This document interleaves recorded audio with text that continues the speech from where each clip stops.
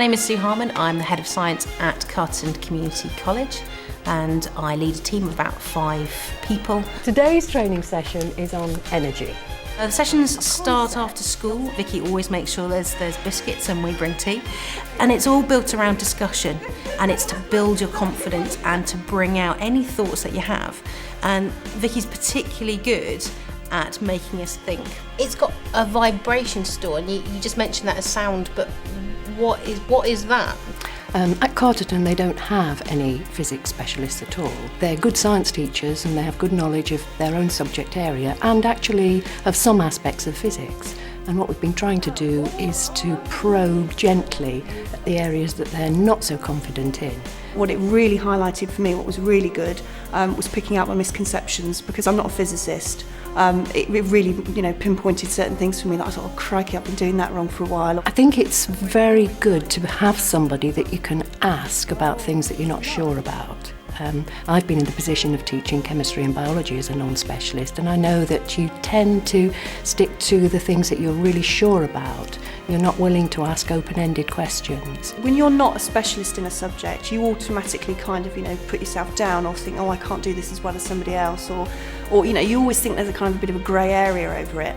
But then for me, I sort of realised, well, actually, no, I'm quite good at quite a lot of this. Thermal. Light and sound, but there also must be some heat. Thermal. I'm glad you went. I think my confidence has really grown, and it's shown me my misconceptions quite dramatically. Things I was very confident in, I realised were not quite right. It's enabled science departments to get together and discuss science and ideas of ways of teaching.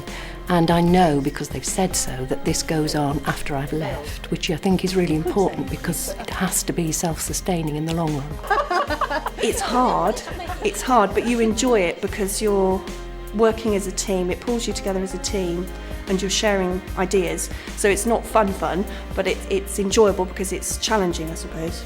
It's quite funny when you start thinking about the phrase stimulating physics, but I have to say, I truly find physics interesting now.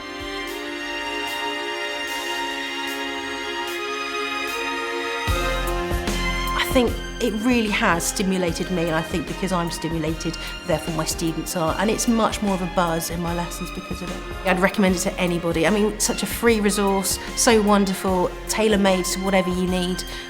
They ask you what you want and you tell them, and it's the most fantastic thing. I think if any school were to decline it, they'd be utterly mad.